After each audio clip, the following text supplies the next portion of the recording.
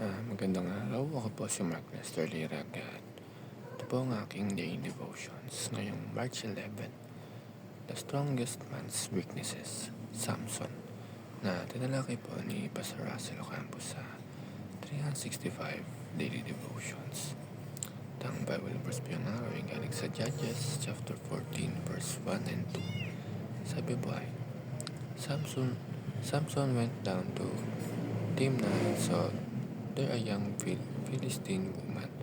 When he returned, he said to his father and mother, I have seen a Philistine woman in Timnah. Now get her for me as my wife. Si Samson ay kilala bilang isa sa pinakamalakas na tao sa Biblia. Pinili siya ng Diyos upang maging hukom at tagapagligtas ng Israel laban sa mga Filistino. Ngunit kahit siya ay may pambihirang lakas, makikita natin na ang kanyang pinakamalaking laban ay hindi ang kanyang mga kaaway, kundi ang kanyang sariling kahinaan.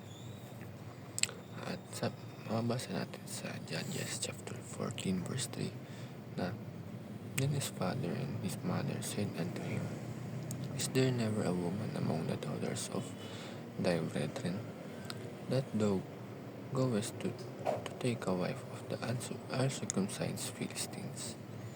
Pinapakita ng verse na ito na nagsimula ang problema ni Samson sa mali mga desisyon ng kanyang puso. Ang first teaching is lust of the flesh. Samson pursued illicit sexual relationship. Pinili ni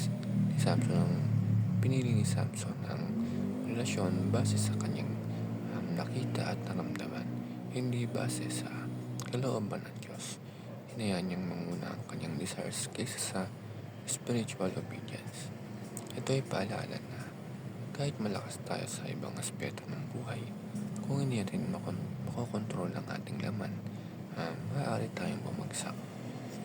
Ang kasalanan ay madalas na nagsisimula sa maliit na compromise na kalaunan ay nagiging malaking pagkakamali. Pangalawa, tongue. Samson failed to control his tongue. Si Samson ay nakilala rin sa pagiging padalos-dalos sa kanyang pananalita. Nagbigay siya ng riddles at salita na nagdulot ng conflict at galit.